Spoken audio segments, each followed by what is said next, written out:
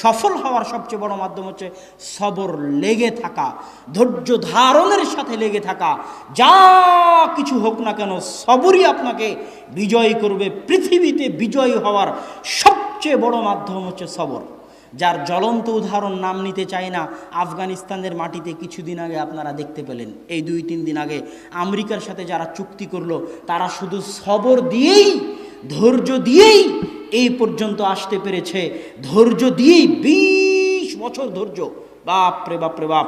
কোথায় ইউসুফ আলাইহিসসালাম, তার বাপ নবী, তার দাদা নবী, তার দাদার পিতা নবী, তার বাপ ইয়াকুব নবী, তার দাদা ইসহাক নবী, তার দাদার বাপ ইব্রাহিম নবী। এতগুলো নবীর সন্তান হওয়ার পরেও, এতগুলো নবীর দোয়া থাকার পরেও ইউসুফ কুয়ায় ঝুলে, কুয়ায় মরে কি বাঁচে, ওখান থেকে কৃতদাস, নবীর ছেলে কৃতদাস, বাপ নবী, দাদা নবী, দাদার বাপ নবী, সে কৃতদাস। কৃতদাস হয়ে মানুষের বাড়িতে কাজ করে, অথচ তার বাপ নবী, তার দাদা নবী, তার দাদার বাপ নবী ইব্রাহিম নবী, ইসহাক নবী, ইয়াকুব নবী, তাদের ছেলে ইউসুফ মানুষের বাড়িতে কৃতদাস হয়ে কাজ করে। আর বাপ কাঁদতে থাকে, কোথায় আমার ছেলে? বাপ কাঁদতে থাকে, কোথায় আমার ছেলে, কোথায় আমার ছেলে? দুইজনই নবী। তারপরে কৃতদাস অবস্থায় অপবাদ মাথায় নিয়ে জেলখানায় চলে যায়, 1 যুগ জেলখানায় কাটিয়ে দেয়। তিনি নিজে নবী, তার বাপ নবী, তার দাদা নবী, তার দাদার বাপ নবী। তাহলে কি রকমের ধৈর্যের পরিচয় তারা দিয়েছেন! ধৈর্য দিয়েই ইউসুফ এবং ইয়াকুব বিজয় লাভ করেছেন। আপনিও যদি আপনার জীবনে বিজয়ী হতে চান, তাহলে ধৈর্য ধারণ করতে হবে। আমিও আব্বুকে মাঝে মাঝে বলি যে যত বিপদ আসুক, আল জামিয়া সালাফিয়া রূপগঞ্জ নারায়ণগঞ্জের উপর, আল জামিয়া সালাফিয়া ডাঙ্গিপাড়া পবা রাজশাহীর উপর, সালাফি কনফারেন্সের উপর। এই কয়দিন আগে দেখলাম DBC news channel Abdur Razzak Bin ইউসুফের উপরই 2টি আলাদা আলাদা পর্ব তৈরি করেছে। আপনারা অনেকেই দেখেছেন না? আব্দুর রাজ্জাক বিন ইউসুফের উপর আলাদা পর্ব তৈরি করেছে। একটা বলছে সংবিধান বিরোধী বক্তব্য, আর একটাতে দিয়েছে নারীবাদ বিরোধী বক্তব্য। যত বিরোধিতা আমি দেখি আব্বুর, ফেসবুক সহ আরও বিভিন্ন জায়গায়, সেগুলো দেখে ধৈর্য ধারণ ছাড়া আর এমন কিছু নাই যেটা দিয়ে নিজেকে সান্ত্বনা দেওয়া যাবে। আমিও আব্বুকে বলি যে নারীবাদীরা আপনার শত্রুতা করে, নাস্তিক আপনার শত্রুতা করে, হিন্দু আপনার শত্রুতা করে, ভারতে তো আপনার সফর বন্ধ করে দিয়েছে, তারপরে এই টিভি চ্যানেলগুলো, সাংবাদিকগুলো আপনার শত্রুতা করে, এই মাঝহাবি যারা ভাই আছে তারা শত্রুতা করে কেস টেস দেওয়ার মাধ্যমে। এত শত্রুতার পরও শান্ত হয় না। আমাদের ঘরের যারা দিনী ভাই তারাও পর্যন্ত পিছিয়ে লেগে যায়। তাহলে কি বলবেন? অনেক সময় আফসোস করতে হয় যে আহলে হাদিস দাবি করি, অথচ আমি মনে করি প্রশংসা হিসেবে নয়, আল্লাহে আল্লাহর কসম, প্রশংসা হিসেবে নয়, এ দেশের মাটিতে শিরক এবং বেদাতের বিরুদ্ধে আব্দুর রাজ্জাক বিন ইউসুফের যত বলিষ্ঠ কণ্ঠস্বর আছে, দ্বিতীয় করো এরকম বলিষ্ঠ কণ্ঠস্বর নাই। এটা প্রশংসা নয়, এটা বাস্তব কথা। এবং যত ঘটনা আমি আব্বুর জীবনে দেখেছি, বক্তব্য দিতে গিয়ে মাঠ ছেড়ে পালিয়ে যাওয়া, রডের বাড়ি নাকের উপর লাগা, নাক ফেটে রক্ত বেরিয়ে আসা, এই যে কঠিন দাওয়াতি মুহূর্তগুলো, বাংলাদেশের আনাচে কানাচে গিয়ে এইভাবে বিপদ বাধা বিপত্তি উপেক্ষা করে দাওয়াত দেওয়া। আমরা তো সোনার চামচ মুখে নিয়ে বড় হয়েছি, আব্বুদের তৈরি করা মাঠে বক্তব্য দিচ্ছি, আমাদের মতো হাজারো বক্তা বক্তব্য দিচ্ছে। ওই কঠিন দিনগুলো আমাদের দেখার সুযোগ হয়নি, কিন্তু তারপরেও যখন দেখি যে সব সময় বক্তব্যে হাদিস, এখনও যে বক্তব্য দিল, আমার পাশে বসে থেকে আমার একজন বন্ধু বলতেছে যে ওস্তাদজির মতো বক্তব্যে হাদিস কেউ বলতে পারে না। তাহলে যে লোকটা সব সময় বক্তব্যে হাদিস বলে, হাদিসের অনুবাদ করে, শিরক বিদআতের বিরুদ্ধে বক্তব্য দেয়, সে যদি আহলে হাদিস না হয়, আমি জানি না কে আহলে হাদিস। সে যদি সালাফি না হয়, তাহলে আমি জানি না কে সালাফি।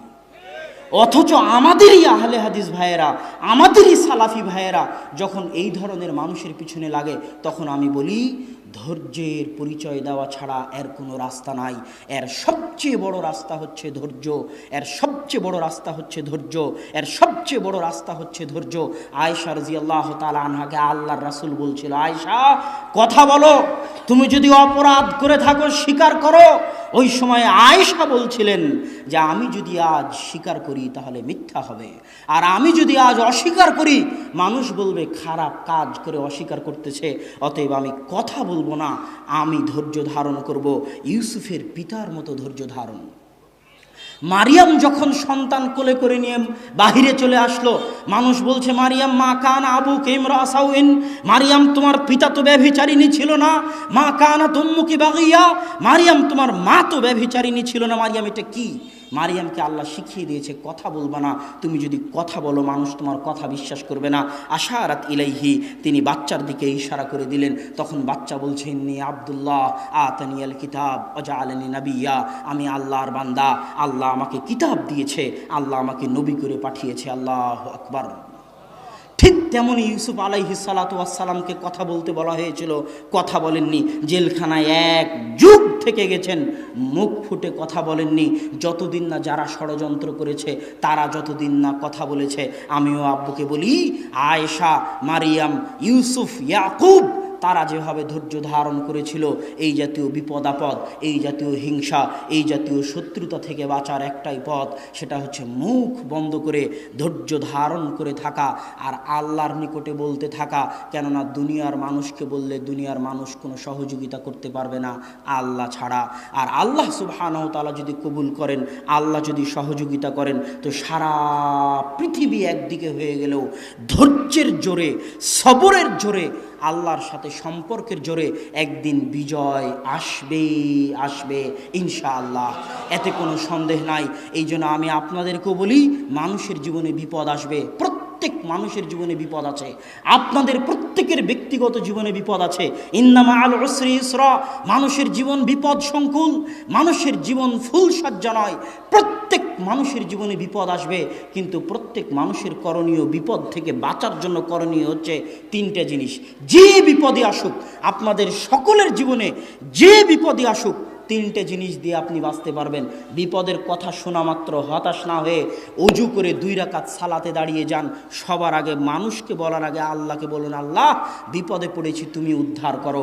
এই 2 রাকাত সালাত এত পাওয়ারফুল, এই 2 রাকাত সালাত এত পাওয়ারফুল, এই 2 রাকাত সালাত এত শক্তিশালী, এই 2 রাকাত সালাত এত শক্তিশালী, আমি আমার আম্মার জীবনেও দেখেছি, আমার নিজের জীবনেও দেখেছি, আর আল্লাহর রাসূল আর সারার ঘটনা তো দুনিয়ার মানুষ জানি।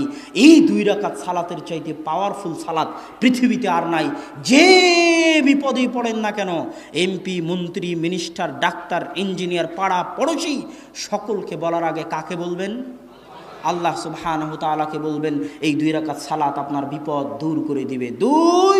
2 রাকাত সালাত আদায় করার পরে আল্লাহর রাস্তায় দান করবেন, সাদকা করবেন।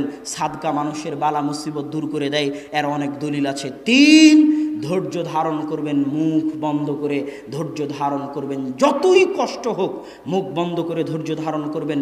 পরিবেশ একদিন পরিবর্তন হবেই, পরিবেশ একদিন আপনার পক্ষে কথা বলবেই। যেভাবে নবীরা ধৈর্য ধারণ করেছিল সেভাবে ধৈর্য ধারণ করুন, এটাই সফলতার সবচেয়ে বড় মূল মন্ত্র। আল্লাহ সুবহানাহু ওয়া তাআলা আমাদের প্রত্যেকের জীবনকে সাফল্যমণ্ডিত করার তৌফিক দান করুক, আল্লাহুম্মা আমিন। এবং আমাদের ব্যক্তিগত জীবন, আব্দুর রহমান, আব্দুর রহিম সহ, জামিয়া সালাফিয়া সহ সব কিছুকে মানুষের বদনজর, মানুষের হিংসা, মানুষের ষড়যন্ত্র থেকে হেফাজত করে ধৈর্য ধারণের সাথে সামনে এগিয়ে যাওয়ার তৌফিক দান করুক, আল্লাহুম্মা আমিন। এই বলে আমি আমার সংক্ষিপ্ত বক্তব্য এখানে শেষ করছি। ওয়া আখিরু দাওয়ানা আনিল হামদুলিল্লাহি রাব্বিল আলামিন। আসসালামু আলাইকুম ওয়া রাহমাতুল্লাহি ওয়া বারাকাতুহু।